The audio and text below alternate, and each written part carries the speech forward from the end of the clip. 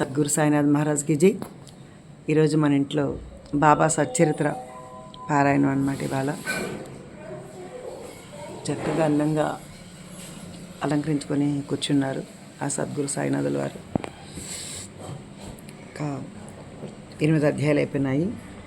29వ అధ్యాయం ఇప్పుడు. షిరిడీ యాత్ర యొక్క లక్షణాలు. షిరిడీ సందర్శనలోని యొక్క ప్రత్యేక విశేషం ఏమన్నా, బాబా అనుమతి లేని ఎవరూ షిరిడీ విడువలేకున్నారు. బాబా అనుమతి లేక ఎవరైనా షిరిడీ వెళ్ళినచో వారు ఊహించని కష్టములు కొని తెచ్చుకున్న వారు చూడలేదు. బాబా ఎవరైనా బయలుదేరని సెలవిచ్చిన తర్వాత లేక షిరిడీలో ఉండరాదు. సెలవు తీసుకున్నప్పుడు బాబా వద్దకు భక్తులు పోయినప్పుడు బాబా వారికి స్పష్టంగానో లేక సూచనప్రాయంగానో కొన్ని సలహాలు ఇచ్చుచుండేవారు. బాబా ఆదేశానుసారం నడిచి తీరవరు. వ్యతిరేకంగా పోయినచో ప్రమాదంలో లేక తప్పక వచ్చుచున్నది. దీనిని బట్టి కొన్ని ఉదాహరణలు ఇచ్చుచున్నాను. తాత్యాకోతిపట్టిలో ఒకనాడు తాంగాలో కోపర్గాంలో జరుగుతున్న సంతకు బయలుదేరాను. హడావిడిగా మసీదుకి వచ్చి బాబాకు నమస్కరించి కోపర్గాం సంతకు పోవచ్చుంటుంది అని చెప్పాను. బాబా అతనితో తొందరపడవద్దు, కొంతసేపు ఆగము, సంత సంగతి అట్లుండనేమో, ఊరు విడిచి అసలు ఎక్కడికి పోవద్దు అన్నాను. సంతకు వెళ్ళనడి తాత్య ఆతురతను చూసి కనీసం శ్యామ నైనా వెంట తీసుకుపోని బాబా చెప్పాను. బాబా మాత్రం లెక్క చేయక తాత్య హుటాహుటిన టాంగా ఎక్కి కోఫర్గాం బయలుదేరాను.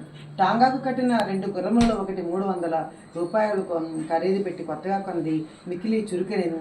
షిరిడీ వదిలి సాహుల్ విహార్ దాటిన వెంటనే మిక్కిలి వడిగా పరిగెత్తసాగాను.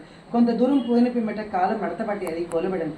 తాత్యాకు పెద్ద దెబ్బలేమి తగలేదు, కానీ తల్లి వలె ప్రేమతో బాబా చెప్పిన సలహా జ్ఞప్తికి వచ్చాను.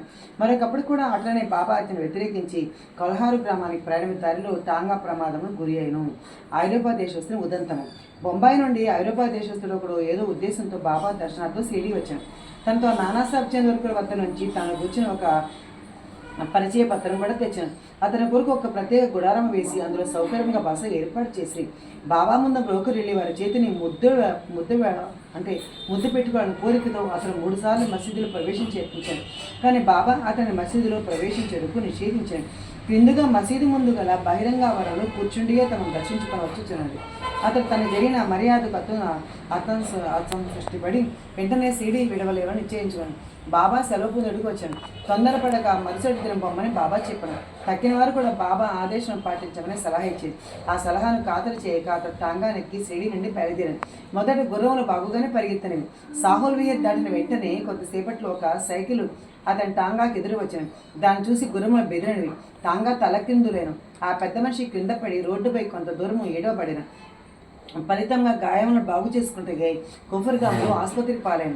ఇటువంటి అనేక సంఘటనల మూలమున బాబా ఆజ్ఞను ధిక్కరించి వారు ప్రమాదాల పాలవుదురనియు బాబా ఆజ్ఞానుసారం వారు సురక్షితముగా ఉందుననియు జనుడు గ్రహించిరి. భిక్ష యొక్క ఆవశ్యకత. బాబా భిక్ష ఎందుకు చేశారో ఈ విషయంలో తెలుసుకున్నాను. బాబాయే భగవంతుడనిచో వారు భిక్ష నుంచే జీవితం అంతకి గడపనేలా అను సంశయం చాలామందికి కలుగుతుంది.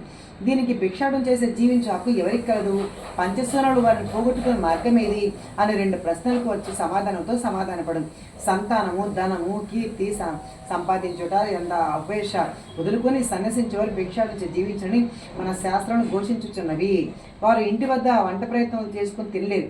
వారికి భోజనం పెట్టి బాధ్యత గృహస్థులపై కలదు. సాయిబాబా గృహస్థుడు కారు, వానప్రస్థుడు కూడా కారు. వారు అస్థలిత బ్రహ్మచారులు. బాల్యము నుంచి బ్రహ్మచర్యమని అవలంబించుచుండే. ఈ సకల జగత్తంతయు వారి గృహమే. ఈ జగత్తున వారు కారణభూతులు. వారిపై జగత్తు ఆధారపడినది. వారి పరబ్రహ్మ స్వరూపులు కాబట్టి వారికి భిక్షాటన చేయు హక్కు సంపూర్ణంగా కలదు. అసలు పంచస్వరులు అంటే ఏంటి? వారిని తప్పించుకునే మార్గం మనం ఆలోచించాలి. భోజన పదార్థం తయారు చేయడం గృహస్థులు 5 పనులు తప్పక చేయవాలి. అవి ఏమన్నా దంచుట, లేక రుబ్బుట, విసురుట, పాత్రలు తోముట, ఇల్లు ఊడ్చుట, తుడుచుట, పొయ్యి అంటించుట, ఏదో పనులు చేయడప్పుడు అనేక క్రిమికీటగా మరణించడం తప్పదు. గృహస్థులు ఈ పాపం అనుభవించవలను. ఈ పాప పరిహారములకు మన శాస్త్రం 6 మార్గములను ప్రబోధించుచున్నవి. బ్రహ్మయజ్ఞము, వేదాధ్యాయము, పితృయజ్ఞము, దేవయజ్ఞము, భూతయజ్ఞము, లాస్ట్ అతిథి యజ్ఞం. శాస్త్రం విధించిన ఈ యజ్ఞములు నిర్వర్తించిన గృహస్థుల మనసున పాపరైతులను మోక్ష సాధనకు ఆత్మసాక్షాత్తునికి తోడ్పడను. బాబా ఇంటింటికి వెళ్ళి భిక్ష అడుగుడులు ఆ గృహస్థులు వారు చేయవలసిన కర్మను బాబా జ్ఞప్తి తెచ్చినట్లనేది. తమ ఇంటి గుమ్మం వద్దనే ఇంత గొప్ప ప్రబోధం పొందిన షిరిడీ ప్రజలు ఎంతటి ధన్యులు. బాబా వారు భిక్ష అడిగేవారంట ఇంటింటికి వెళ్ళి. అయితే భక్తుల యొక్క అనుభవాలు ఎలా ఉన్నాయి? శ్రీకృష్ణుడు భగవద్గీతలో 9వ అధ్యాయం 26వ శ్లోకంలో ఇవి చెప్పినాడు. శ్రద్ధాభక్తులతో ఎవరు ఏమి పత్రము కానీ పొలము కానీ అంటే పుష్పము కానీ లేదా నీరు కానీ అర్పించినచో నేను దాన్ని గ్రహిస్తాను. అంటే భక్తితో ఎవరైతే అలా ఇస్తే దాన్ని స్వీకరిస్తాను, కానీ ఆడంబర భక్తి కాదు అని చెప్పి శ్రీకృష్ణ పరమాత్మ కూడా భగవద్గీతలో మనకు చెప్పి ఉన్నారు. అయితే సాయిబాబాకు సంబంధించి ఇంకా సంతోషదాయకమైన విషయం ఏమన్నా, తన భక్తుడు ఏదైనా తమకు సమర్పించాలని ఏ కారణం చేత నా సంగతి మరిచినచో అట్టి వానికి బాబా ఆ విషయం జ్ఞాపకం చేసి ఆ నివేదనను గ్రహించి ఆశీర్వదించేవారు. అట్టి ఉదాహరణలు కొన్ని ఈ క్రింద చెప్పబోతున్నాను అంటున్నాడు. తర్కడ్ కుటుంబం. రామచంద్ర ఆత్మారావు ఊరం అంటే బాబాసాహెబ్ తర్కడ్ ఒకనాడు ప్రార్థనా సమాజస్తుడైనను తర్వాత బాబాకు చాలా ప్రియభక్తుడైనాడు. వాని భార్యాపుత్రులు కూడా బాబాను మిగిలి ప్రేమించుచుండేవి. ఒకసారి తల్లి కొడుకులు షిరిడీకి పోయి అతడు వేసవి సెలవులు గడపవాలని నిర్ణయించింది.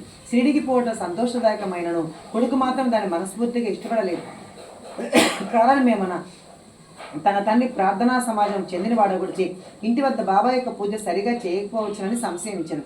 కానీ బాబా పూజను తన నియమానుసారం సక్రమంగా చేసేదనని తండ్రి వాగ్దానం చేయ బయలుదేరాను. శుక్రవారం రాత్రి తన తల్లి కొడుకు బయలుదేరి షిరిడీకి వచ్చి ఆ మరుసటి దినము శనివారం నాడు తండ్రి తర్కడ్ పెందలగడను నిద్రలేచి స్నానం చేసి పూజను ప్రారంభించడానికి ముందుగా బాబా పటము సాష్టాంగ నమస్కారం చేసి ఏదో లాంఛనము వలె కాక తన కుమారుడు చేయనట్లు పూజను శ్రద్ధగా చేయించవలసిందని ప్రార్థించాను. ఆనాటి పూజను సమాప్తి చేసి నైవేద్యముగా కలకండను అర్పించాను. భోజన సమయమందు దానిని పంచిపెట్టాను. ఆనాటి సాయంత్రం ఆ మరుసటి దినము అనగా ఆదివారం నాడు పూజ ఎంతో సవ్యంగా జరిగింది. సోమవారం కూడా చక్కగా గడిచను. ఆత్మారాముడు ఎప్పుడు అట్లా పూజ చేసి ఉండలేదు. పూజ అంతే కొడుకును వాగ్దానం చేసినట్టు సరిగా జరుగుతున్నందుకు సంతోషించాను.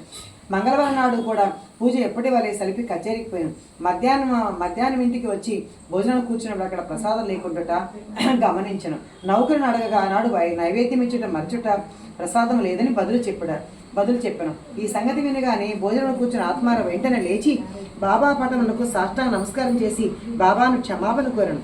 బాబా తనకు ఆ విషయం జ్ఞప్తినందుకు నిందించను. ఆ సంగతులన్నింటినీ సీడీలో తన కొడుకునకు జవాబు రాసి క్షమాపణ కోరెను.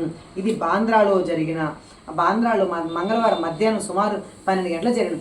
అదే సమయంలో సిడీలో మధ్యాహ్న హారతి ప్రారంభించటకు ముందు ఆత్మారాముని భార్యతో బాబా ఇట్లాను, తల్లి ఏమైనా తినవాలని ఉద్దేశంతో బాంద్రాలో మీ ఇంటికి పోయినాను.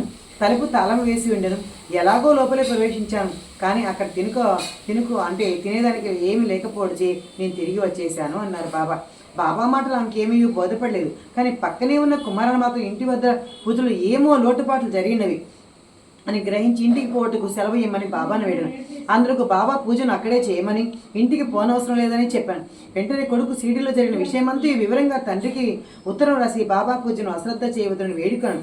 ఆ 2 ఉత్తరములు ఒకటికొకటి మార్గ మధ్యను తటస్థపడి తమ గమ్యస్థానములకు చేరను. ఇది ఆశ్చర్యం కాదా? ఆత్మారాముని భార్య ఇంకా మన మనసులో ఏదైతే ఉందో అంటే భగవంతుడికి సమర్పించాలని భగవంతుడే ఆ విషయాన్ని గుర్తు చేసుకుంటాడు అనమాట. ఇంకా ఆత్మారాముని భార్య విషయం, ఒకసారి ఆమె 3 పదార్థములకు బాబాకు నైవేద్యం పెట్టుకు సంకల్పించుకోను. అవి ఏంటి? వంకాయ పెరుగు పచ్చడి, ఒకటేమో వంకాయ వేపుడు కూర, ఇంకా పేడ. బాబా నెట్లు గ్రహించినా చూస్తాం. బాంద్రా నివాసి రఘువీర భాస్కర్ పురందరే బాబాకు మిక్కిలి భక్తుడు. అతను ఒకనాడు భార్యతో షిరిడీకి బయలుదేరుచున్నాను. ఆత్మారాముని భార్య పెద్ద వంకాయలు 2 మిగిలి ప్రేమతో తెచ్చి పురందరిని భార్య చేతికిచ్చి ఒక వంకాయతో పెరిగి పచ్చడి చేయి, 2వ దాంతో వేపుడు చేసి బాబాకు పెట్టు అని అంటే బాబాకు వడ్డించు అని చెప్పిందంట. షిరిడీ చేరిన వెంటనే పురందరిని భార్య వంకాయ పెరిగి పచ్చడి మాత్రమే చేసి బాబా భోజనం కూర్చున్నప్పుడు తీసుకుని వెళ్ళాను. బాబాకు ఆ పచ్చడి చాలా రుచిగా వండాను. కానీ దాన్ని అందరికీ పంచిపెట్టాను. వెంటనే తనకు సంగతి వంకాయ వేపుడు కూడా అప్పుడే కావాలని బాబా అడిగాను. ఈ సంగతి భక్తులు రాధాకృష్ణమ్మాయికి తెలియపరిచి అది వంకాయ కాలం కాదు కనుక ఆమెకేమీ తోచుకోను. వంకాయలు ఎట్లు సంపాదించుట అనేది ఆమెకి సమస్య అయింది.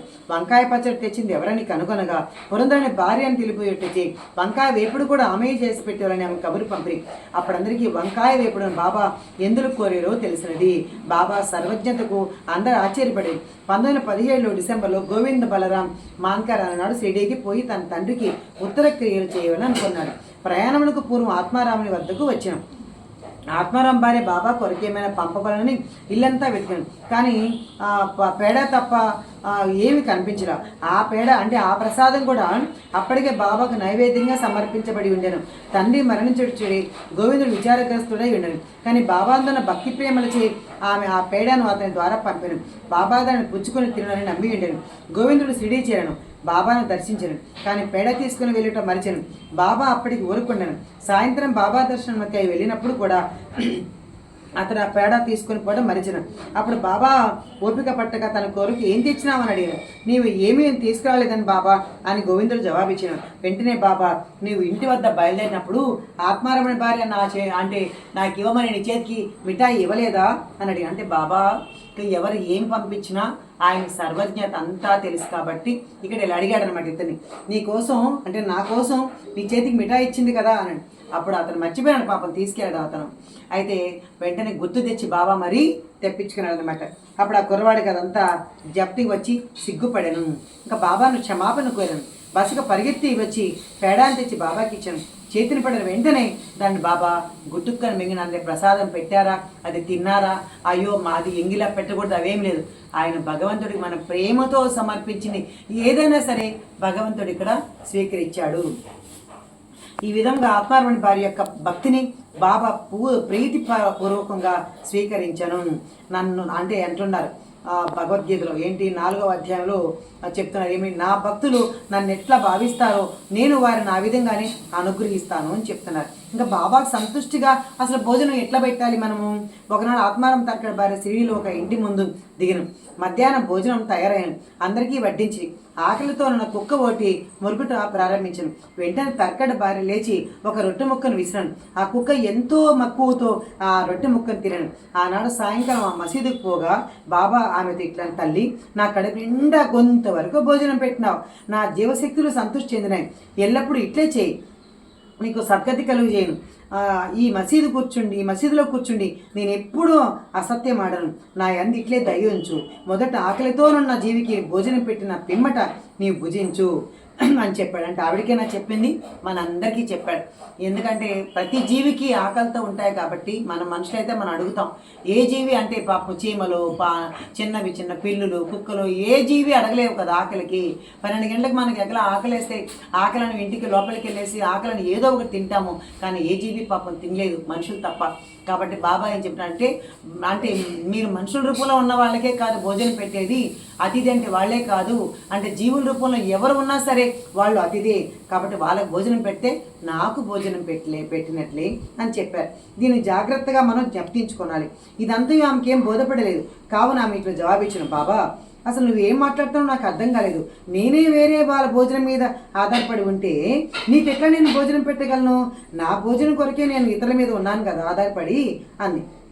నేను వారికి డబ్బిచ్చి మరీ భోజనం చేస్తున్నానే అన్నారు. దానికి బాబా ఇట్లా సమాధానం చెప్పాడు, నీవు ప్రేమపూర్వకంగా రొట్టెన ఈ చిన్న రొట్టె ముక్క నా కుక్క ఇట్లా నాలుకాడిస్తే పాపం ఆకలితో ఉంది.